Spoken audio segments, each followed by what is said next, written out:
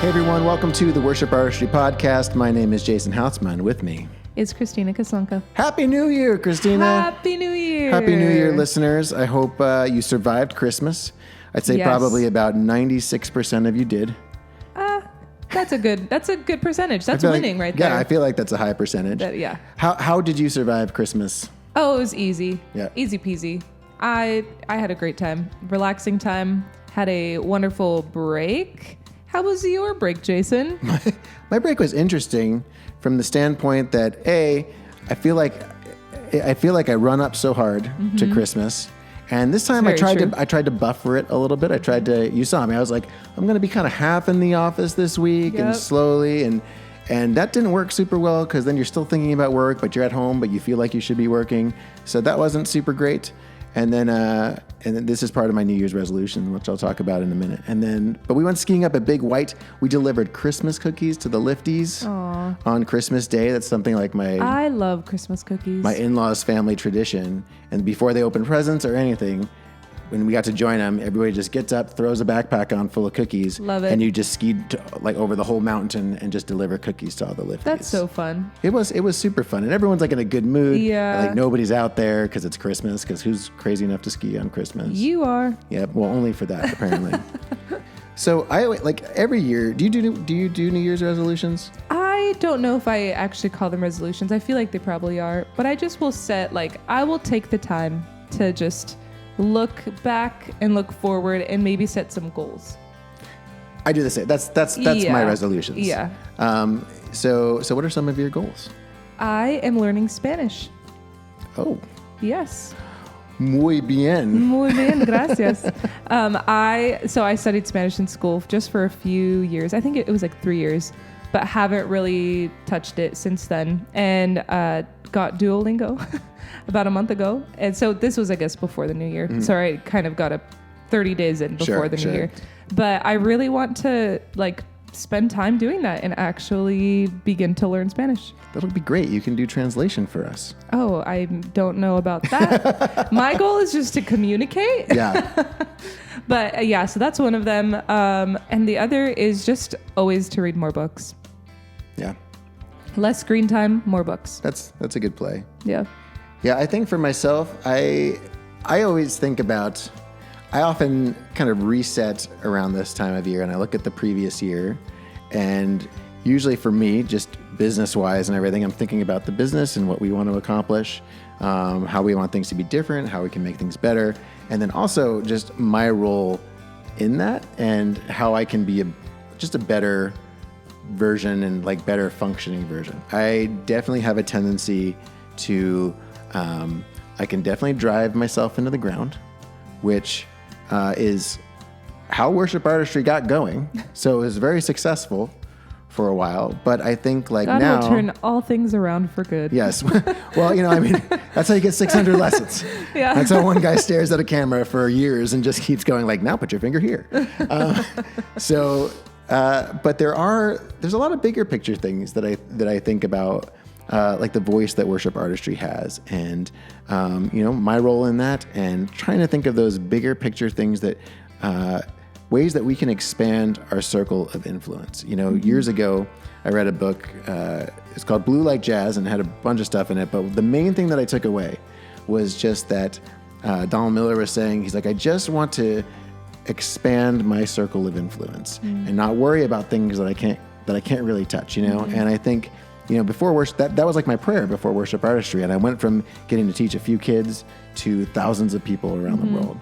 And I think now I look at it and I go, okay, well, what have I learned in that time? And what else can I impart to worship leaders, musicians, worship musicians?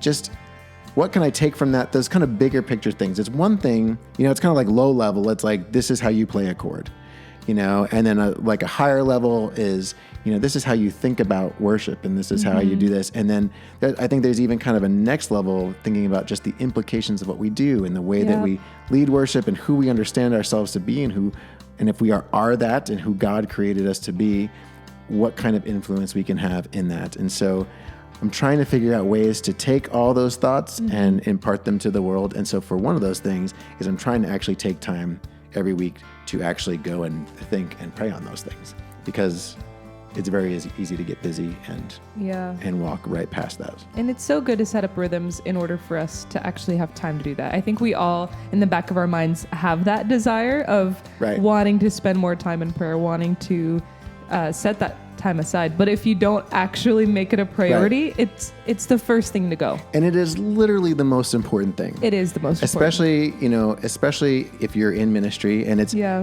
very easy. Like, here's the thing.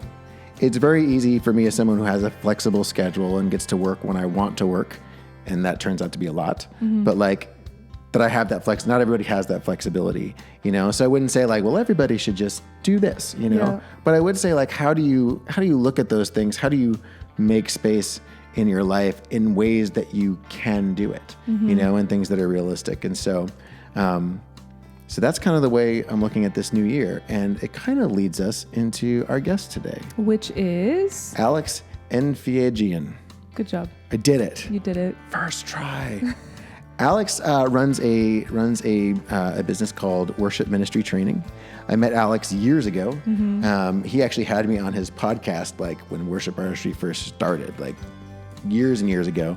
And Alex is such a pastor, and he has this pastoral heart, and he has really developed a program called Worship Ministry Training. It's worshipministrytraining.com, where you can where worship leaders can be together as they walk through things, and be like really kind of focus on like all kinds of details. Like if you're a worship leader who feels kind of overwhelmed by the world that you're in, like some of us, I think it's like we've been doing this for so long. It's like, oh, okay, it's automatic. It's second nature.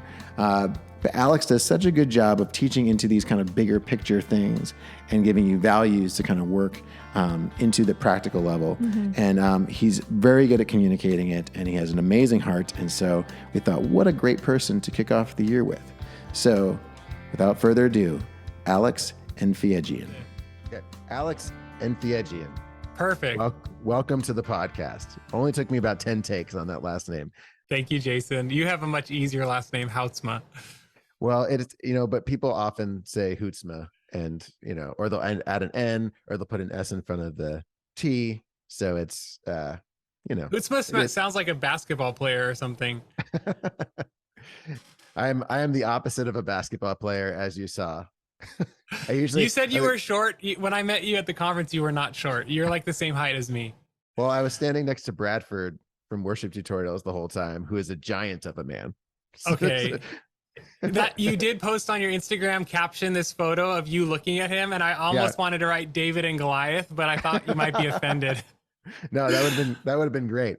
Except David and Goliath weren't friends. There were some great captions, and if any of your people listening to your podcast don't follow you on Instagram, they need to get on Instagram. Yeah, that was a really fun one. My favorite one was one guy said, what did he say? What tone stalk did this giant fall down, or something like that? Oh my gosh. It was really great.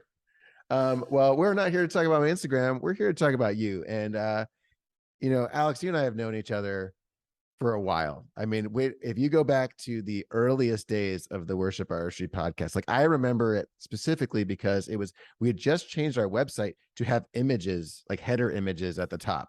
And I was trying to figure out like, okay, how am I going to do this? Because we just started the podcast. We were like changing our website, and I ran into you doing Worship Ministry Training, and I was like, this guy's awesome. We need to have him on. And I think I was on yours as well, I think. And it was just awesome. And we've been friends ever since. And you're this amazing pastoral voice in the world. So I was so excited to actually get with you and talk about Worship Ministry Training. So welcome. Thank you. Yeah, you were one of the first known guests on the Worship Ministry Training podcast 7 years ago or something crazy. It was like Bob Coughlin was the first known name, and then Jason Houtsma was second probably. So yes. So you're up there in my mind with Bob Coughlin. Well, you're gonna be disappointed. Well, man, so you and I just got back from the Worship Innovators Conference. It was awesome. We actually got to be in the same little exhibiting room kind of a thing. And you crushed it. It was so awesome to see you come in. It was awesome to go down to your building an engaging worship set and see people out the door Like you could not fit enough people in the room to go to Alex's workshops. They were amazing. And I was laughing because we both had keynotes, and I did my whole keynote was on like, was titled like why the music matters. And it was all about music and like what inspires us. And the reason why we do worship is because we're musicians and all these things. And then Alex, the very next day, Alex was like, music is just a tool. And I was like, dang it.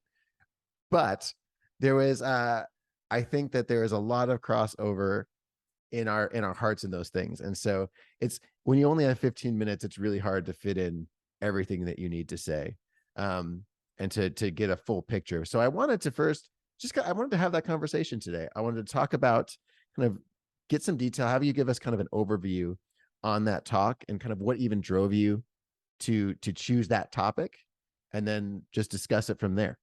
Yeah, totally. Well, thanks, Jason. Yeah, the talk was called Music is the Tool, Not the Point. And I guess another title could have been Music is the Tool, Maturity is the Goal. But the point is really of my talk, and I think it does like dovetail nicely with what you taught about as well. But my point is that so many worship leaders nowadays have taken all of their cues for what a successful worship ministry is from social media, from YouTube, from other big churches. And they think, if I have big stage, big band, cool lights, excellent stage presence, high level production, great video shots, then I will have a successful ministry. And so we all aim ourselves at those targets. And I'm simply asking the question, like, what if that's not the target Jesus asked us to shoot at in the first place? Like, why? What if Why? Yes, I know it's fun, I know it's cool, but what if Jesus is measuring a completely different metric? Like, and he is. I believe his metric is, are you making disciples? And so therefore the title of my talk, Music is the Tool to Make Disciples. But don't gauge your success based on if your ministry looks cool. Gauge your success based on whether people look more like Jesus this year than they did last year. So that was my talk, or the gist of the talk. And I just think social media has and we were talking about social media before we hit record. It's important, but I just feel like it has completely, turned our attention away from what Jesus actually said. So anyway, that's kind of the gist of it. Well, I think, it's easy, I think, to point at social media, but I think it goes back even further than that. I remember my church in the 90s trying to get the best sound system, trying to get the coolest sounding music, trying to, put those things, and all with like an amazing heart.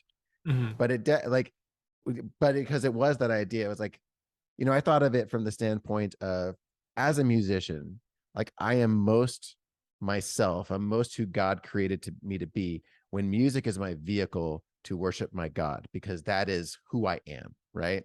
And it leads me to that place. And what we try and do as worship leaders is we're trying to lead people to Jesus, to truth, to difference, and a guy asked me at a thing yesterday. I was doing a talk at Southwesleyan University via Zoom, and he's like, what's the point of worship? And it was like, to become more like Jesus.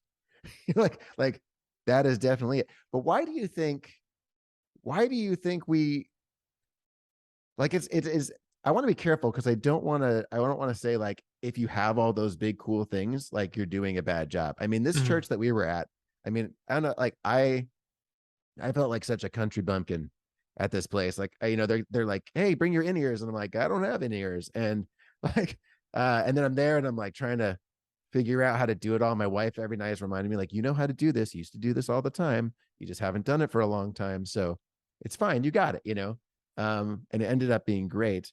And I love how different churches serve different people. Right. But why do you think, besides social media, like, why do you think everything kind of points to that? What is that desire? What are we desiring when we are trying to recreate those environments? Yeah.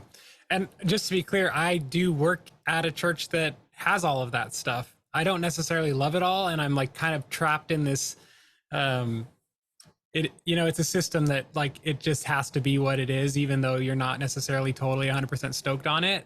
Like, people come to expect a certain amount of, production and excellence and IMAG and lights and blah, blah, blah, so I operate in that world right now. But I don't think those things are bad.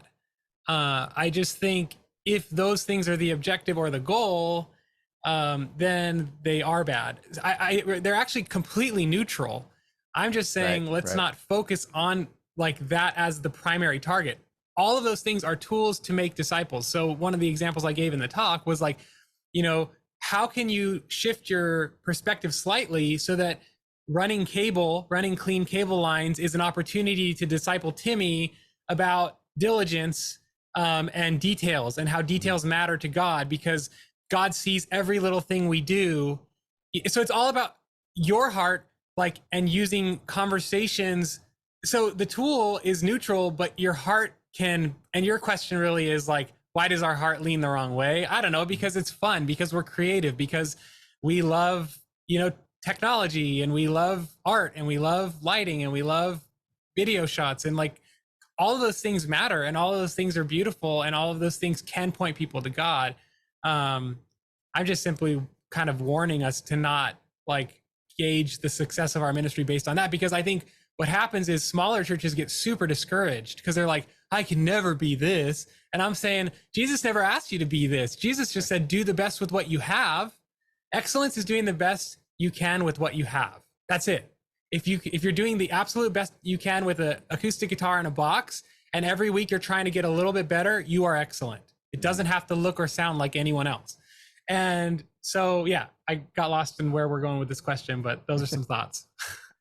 Yeah, it is true. And it is it's amazing. What would you say from your perspective in doing ministry training, right?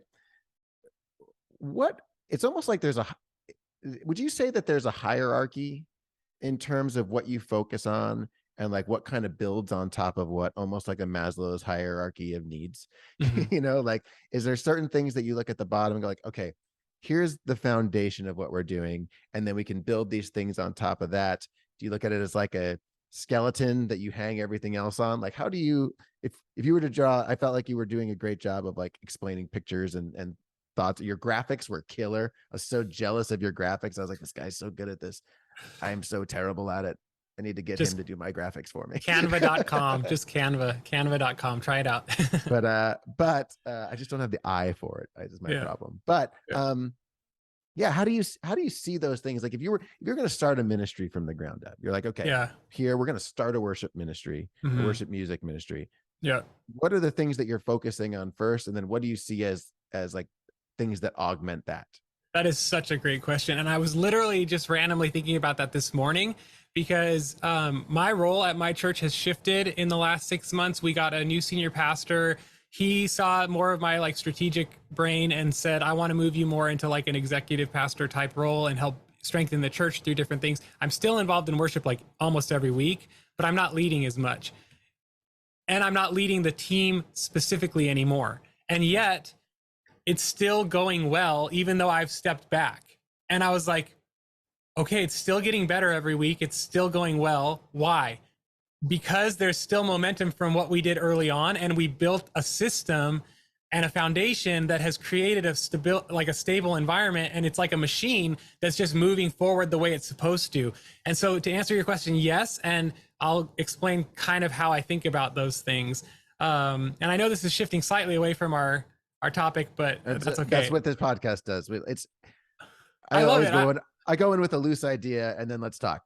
No, I love it. Okay. So, and in the Worship Ministry Training Academy, I actually just finished a roadmap of if you're a new worship leader, do these things in this order. Here's the course, then here's the action step. Here's the course, here's the action step. Because there is a way to build it to where it just everything gets better. So the first thing you do is, and I don't know if you want me to go through all of it, but I'll go through kind of the big chunks. Sure. The first thing you do is you kind of envision the team that you want to have. What kind of a team? Is it a tight-knit family? Is it a creative team? Is it a songwriting team? Is it what does your ministry look like in 5 to 10 years? Or let's just say 5 years, because that's a little easier to picture. what does your ministry look like in 5 years? And then you want to determine your vision and your values. So that was the vision, determining what you want it to look like. The values are, how do we behave? How do we operate? Like, so in my church, we have like 7 core values. If I can remember them all, we are servants, we are committed, we are encouragers, we are, creative, we are progressing, and we are family, and there's one more I can't remember right now. But the values, if you determine like how you want your team to behave, then you can help like infuse that into people's behavior, like by celebrating what you see that you want them to do, and by confronting what you see that you don't want them to do. So you have to have that like ideal picture of your team first. That's the very first step.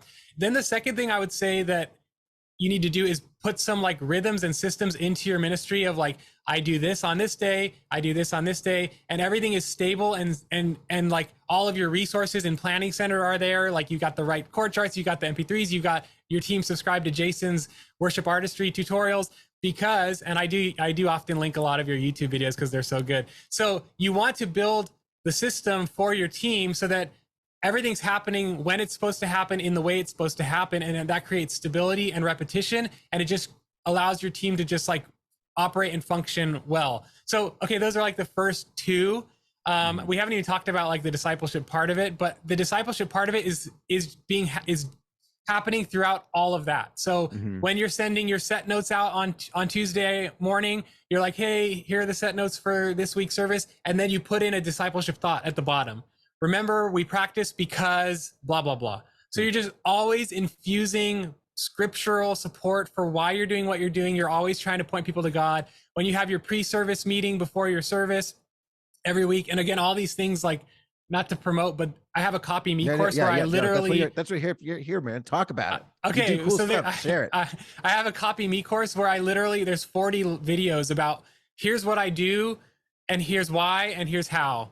And so running a pre-service meeting. So here's what you're supposed to do. And then you always want to infuse vision, and you want to infuse heart, and you want to infuse some sort of scriptural something, and you want to infuse prayer in your pre-service run through meeting. So you're just constantly pouring spiritual juice onto everything. That's how you use ministry to make disciples, right? It's like music is the tool, but you're constantly pouring on the spiritual and sprinkling it into every little nook and cranny that you can. So anyway.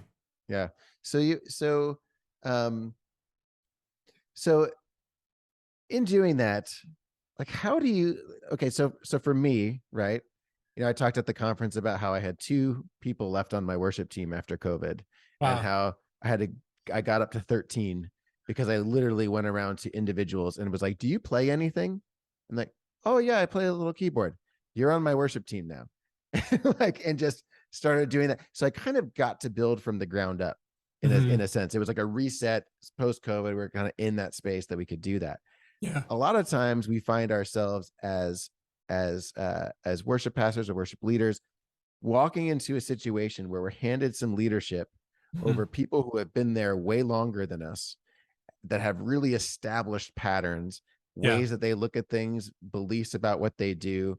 You know, I look at my own life. Somebody asked me this question on the conference, and I was like, one of the greatest regrets of my life was when I was, you know, joining this worship group, like this worship leadership group, and there was all these kind of older guys, and I didn't know how to relate to them, and they did not know how to relate to me.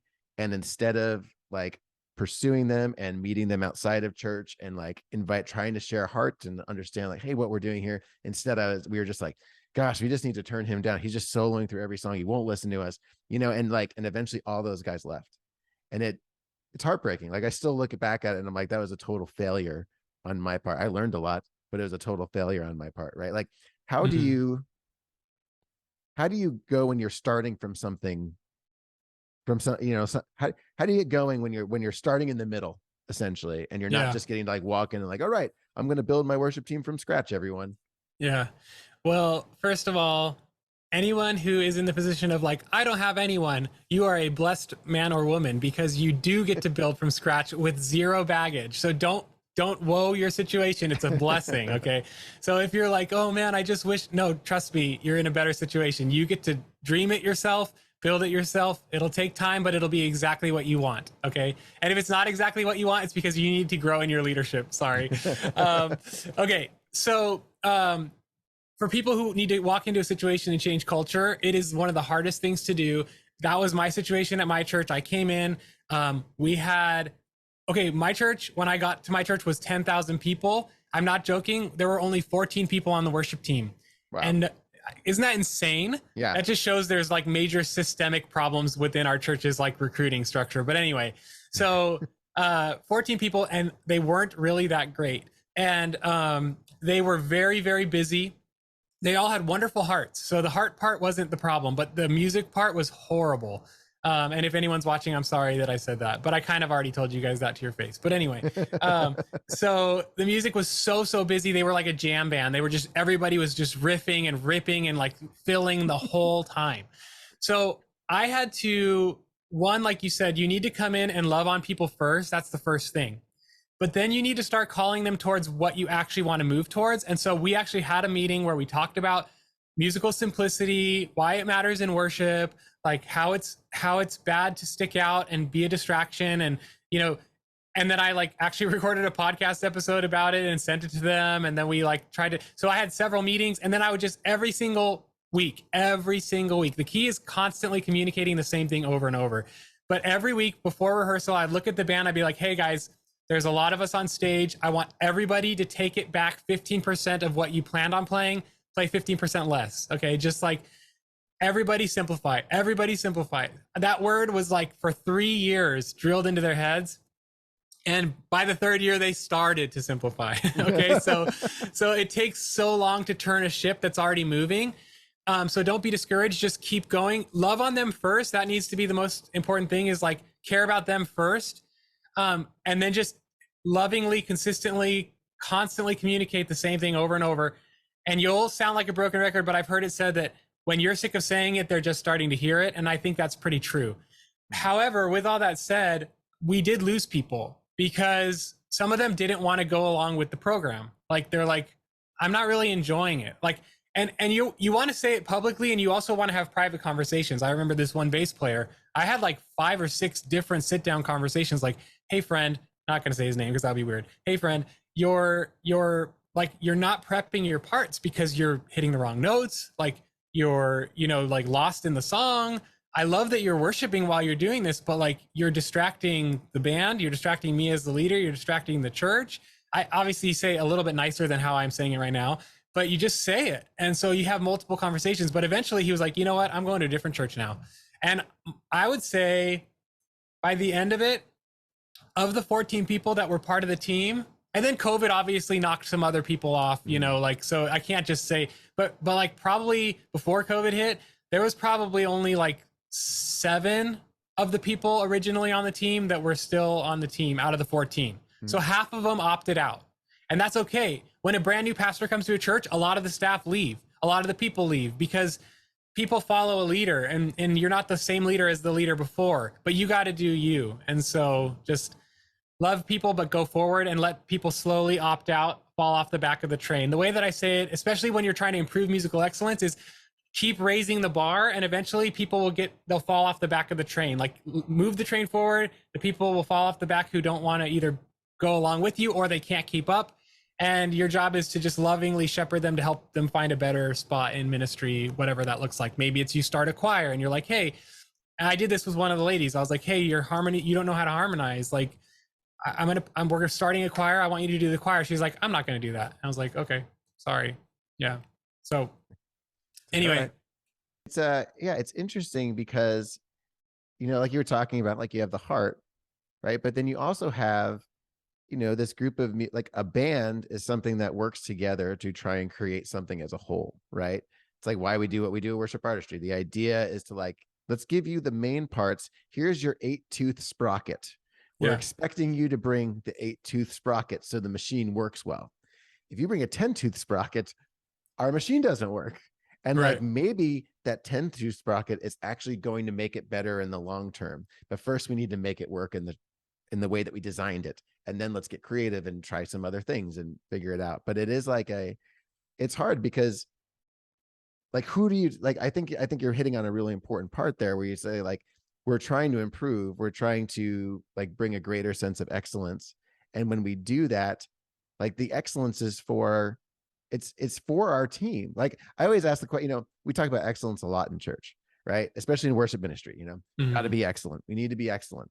And it's like, totally believe that. But when we ask, like, well, who are we being excellent for? Right? It's like, well, God just wants us to bring our best. I don't think he cares if I hit an F or an F major 7. I really don't think he cares. I think I can bang away on 4 chords, and if my heart is in it, he's going to love it. I also don't think my congregation really cares.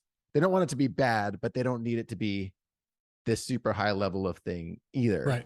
Right. But it's excellent for us because it's way more fun to play excellent music than it is to play crappy music. Yeah. Right. Like, nobody wants to feel that. And so being able to, I think, like what you're saying is like kind of keep pushing that thing forward, because those people the people who aren't on board, they do actually end up undermining the people who are on board. Right. Right. So were those, when in your scenario, when people left, do you feel like they left on good terms? Like, did you feel like, oh yeah, we had a mutual understanding, it was good? Or was it kind of like, I'm out, like, throw the bass down and walk off the stage?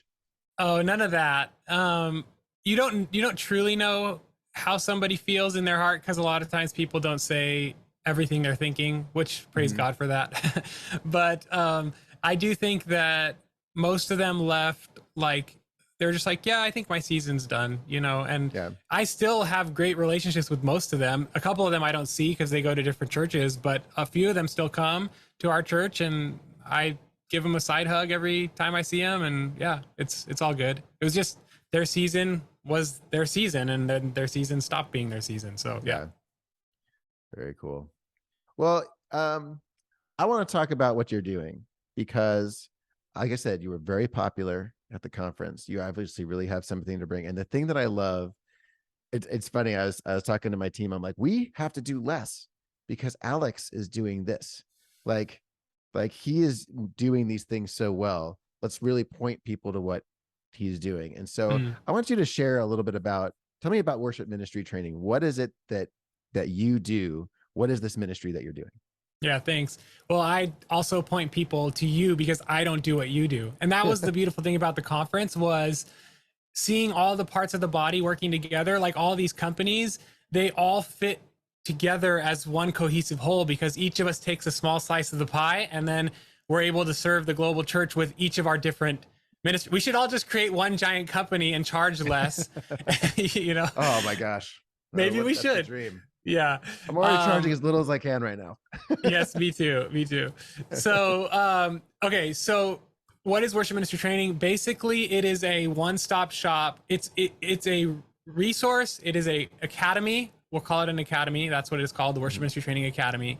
That gives you all the tools and all the training you need to build a thriving worship ministry. So I don't do all of the, here's how to play this song, or here's how to like super get good at guitar pedals. I don't do that stuff. I do the, here's how to shepherd your team. Here's how to build your own vision for your team. Here's how to create the systems for your team. Here's how to create the culture docs, the onboarding process, the audition process. And I actually have all those resources done for people, so they don't have to create it themselves. They can just literally take the link that I give them and then use it at their church, so they can have a good audition process and like audition cheat sheets, so that when they're sitting with the person, they know what to talk about and they know what to ask. And like, team discipleship, weekly team devos that they can run with their team, and there's questions written and there's discussion points and all that stuff. So basically, everybody's busy. So I've done all the work for the worship leaders, so they can take my work and they can use it to lead their teams. So I help lead you, you lead your team, and everyone's happy. You don't have to stress, and your team grows and your team gets better. So that's what we do. And it's $1 to try for 15 days. And it's $29 a month after that. And it's worshipministrytraining.com. So thanks, Jason, for letting me talk about that. Well, I think it's so important. I've seen in my own worship ministry at my church, like the work that's required to make things happen. Sometimes it's not a lot, right? Like sometimes it's like, okay, here's the plan.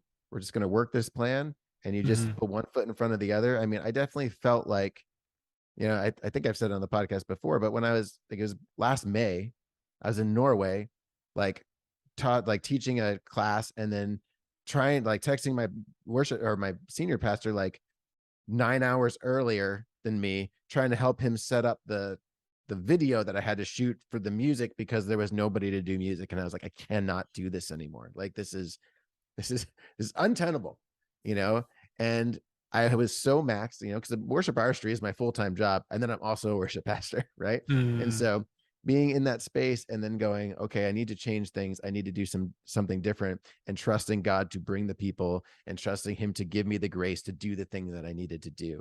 And he has absolutely done that. And it's amazing how life-giving it is. And also these intentional things have really changed the culture. And, we're getting to talk about things together, and my team is on board, and there's not arguing. We're all being creative. We're all creating and like finding joy in that. And at the same time serving, and we're getting to talk about character and being like, all those things are getting to come into this deal. And it's because I had to sit back and go, okay, I got to have a plan here. How are we going to do this? This is going to cost me more time. It just will. God, give me the grace in this season to just have more time. But because the time I've spent has been so life-giving, it's totally worth it. Right. Yeah. And so like what you're doing, I think helps build character. It helps build confidence. Like a lot of like, it's kind of weird. Like worship ministry is something that musicians do. And then we're asked to organize and lead. Yeah. And some people are really gifted to do that, but we usually kind of start with like, well, you're talented. It's like, yep. Yeah, but that doesn't mean I know how to lead a group of people. Like that is not the same thing. Right. But it's a skill that we can develop. And so I love what you do. I think it comes from such a great heart. You are so pastoral. It's hilarious. Like it's hilarious. Like, guys, this is what Alex does. Alex says, I will pray for you about this. And then he texts you a prayer, like right after, of a prayer he's praying for you. Like, he doesn't just say, I'm praying for you. He's like, no, here it is. I'm putting into practice. And, and then he'll like hit you up randomly, like, hey man, I've just been praying for you. How are you doing? Yeah. Well, are you kidding me? That is like, that's amazing. Let me give a caveat. The only reason I do that, Jason tries to make me sound more holy than I am. I do that because if I don't do that, I will forget to pray for you. So I just do it right there with my phone and my thumbs. And then it's done. And I can be like, okay, I did my pastoral duty of praying. Otherwise I would say it and not do it. So anyway, thank you for thinking that I'm more spiritual than I am. Well, no, no, you're being very intentional and you're being pastoral. And that's what we're being asked to do. As worship leaders in whatever church we are in, we are asked to bring what we have to the table and to offer it, and it's like, I have my thing that I can bring for my team. I have worship artistry. I know I can do this. I know, like, it's about stewarding this thing well and like making it available. And you're doing the same thing and you're doing it really well. And I hope it just blows up because it's like, we need it. The church needs it. If you're going to, if you're going to spend money on something, spend something on that will have this kind of impact on your team, and actually trust Alex to teach you, because he is a very good teacher and he's a very good presenter and he has great thoughts around it all. So all that to say is go to worshipministrytraining.com. Yeah. Thanks, Jason. Yeah. That's very sweet. Go there. And then tie that together with worship artistry, and your team will be perfect. Yes. You'll never have to do. It'll be the easiest thing you've ever done. It'll all be fun. You'll never have hard days, and your church will grow by the thousands. The funny thing is, Jason, and I'm sure you see this too, and this is to all the listeners listening, you guys, we have to put in the work. Like, yes. You can't just subscribe. I wish there was a pill that Jason could give you to make you play guitar like he does. I wish there was a pill I could give you to make you have a healthy team immediately. But if you subscribe to his or mine or both, but you don't actually put in the time to learn and implement what you're learning, your ministry will not change. The change only comes from action. And so I would just encourage anyone listening, whoever you're subscribed to, even if it's some other service, like, we don't care, but do the work.